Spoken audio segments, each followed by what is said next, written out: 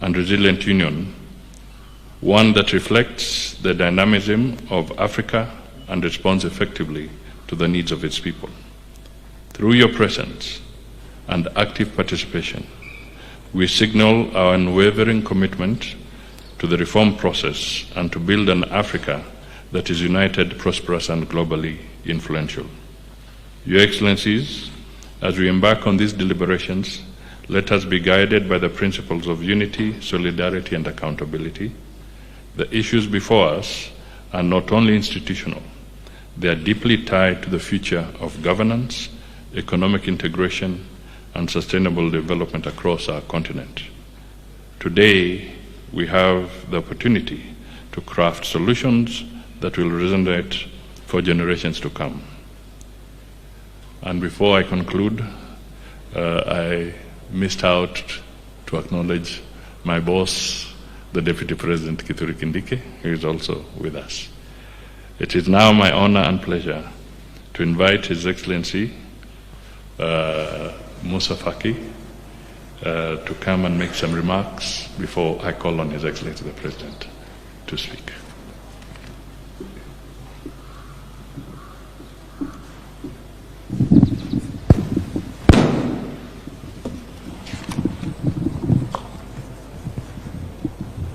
Excellence William Sam Ruto, président de la République du Kenya, champion de l'Union africaine en charge des réformes.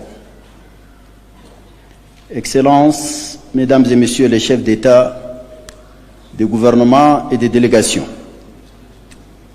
Mesdames et Messieurs les ministres, Professeur Moukoko, chef de l'unité de réforme de l'Union africaine, distingués invités, Mesdames et Messieurs.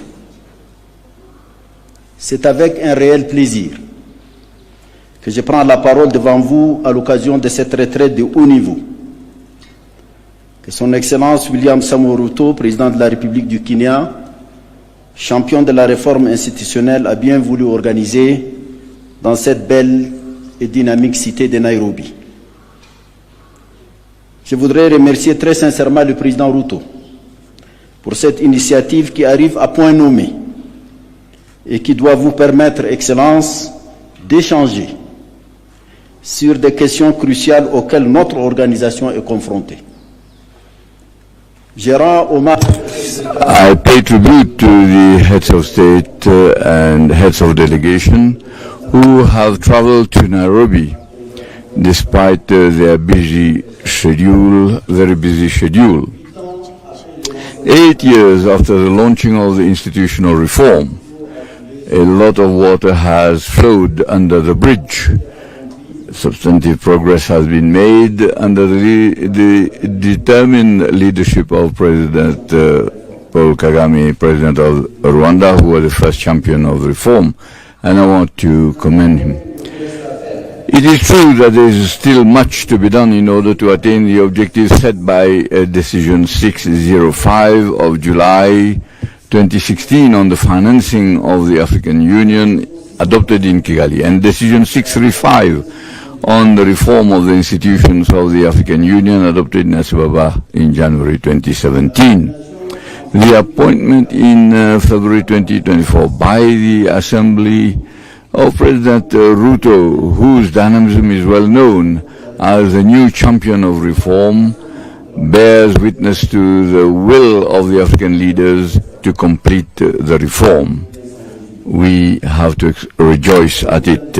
Excellencies, ladies and gentlemen, I've had the historical privilege of having witnessed the initiation of the institutional reform in July in Kigali, 27 in July, as the Minister of Foreign Affairs of Chad and Chairman of the Executive Council.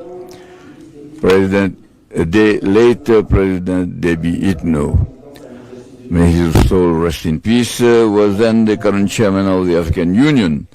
And in March 2017, Destiny wanted me to be the first chairperson of the African Union, commissioned to be in charge of the reform under the supervision of the then champion. This is to state the commitment to to the success of this reform, which is coordinated on a daily basis by Priya Mukoko, the head of the reform unit, whose action I want to commend. I want to point out in a non-exhaustive manner the institutional reform of the African Union, the amendment of the achievement, that is, which include the amendment to the election process, as well as the shortlisting mechanism for the selecting the commissioners for the commission. The transformation of NEPAD into a development agency of the African Union, that is to give greater autonomy to the Africa CDC, and also to strengthen the secretariat of AFCFTA, and then to strengthen the mandate of APRM and have its budget included in the budget of the African Union. The objectives set up for the peace fund, that is fixed at $400 billion, have been attained. Now the replenishment of the fund has been launched in Accra when we had our sixth mid-year coordination meeting in Accra, and has been reviewed, that is, the scale of assessment has been reviewed in order to have a greater balance and reduce the burden of all member states. The budget process of the African Union is being improved with the adoption and implementation of the action, which is obviously not perfect, but initiated by the 15 African ministers of finance. And then with regard to relations with the regional economic communities, the results that we have obtained is encouraging. The second ordinary session of the African Union, which was held in June-July each year, has been replaced by a mid-year coordination meeting that brings together the 5 heads of state of the Bureau of the Assembly, bringing together the 5 heads of state members of the Bureau of the Assembly, and then the chairman, the current chairman of the 8 regional economic communities recognized by the African Union, and then the head of the Orientation Committee of NEPAD and the chairperson of the African Union Commission. Furthermore, the protocol on the relation between the African Union and the regional economic communities has been reviewed. The new protocol has been in force in 2021. As regards the division of labor between the African Union and the regional economic communities and the member states, and under the enlightened leadership of President Ruto, champion for reform, has made significant progress with the submission to the reform unit of the report of the consultant hired for that purpose. A retreat will be organized on 6-7 February in Addis Ababa to consider this said report. Excellencies, ladies and gentlemen, during the deliberations, I want to openly and frankly tell you the facts that I have noted and the lesson learned over the 8 years that I have been at the helm of the African Union Commission. It will behove you to give the necessary orientations that you deem necessary, and that will be led by President Ruto. Because reform shakes up entrenched habits. Yes, reform is difficult, but it is necessary for Africa can find all its rightful place in the community of nations. By saying goodbye to those who will not be participating in this summit, I want to thank you for your kind attention.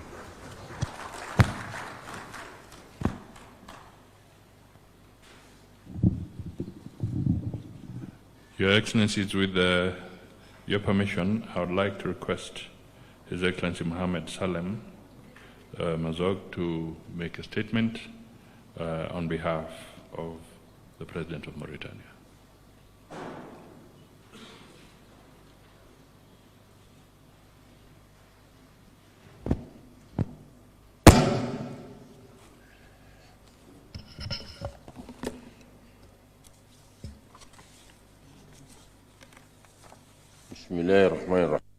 In the name of Allah, the most gracious, the most, and may peace and blessings be on his messenger.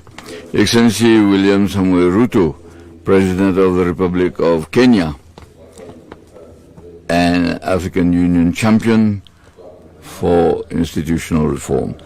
Excellencies, ladies and gentlemen, heads of state, and dear brother, this is the chairperson of the African Union Commission. Excellencies, ladies and gentlemen, it is a proud honor to address you today representing your brother, His Excellency President Mohamed Sheikh Al-Ghazwani, chairperson of the African Union, who unfortunately has not been able to be with you because of certain commitments and is unable to be in this meeting, a gathering which he highly values. He has entrusted me with the responsibility of conveying his apologies and his warmest regards and sincere wishes for the success of your discussions in attaining the objectives that serve our continent and strengthen the path of unity and shared solidarity. May I, Your Excellency President Samuel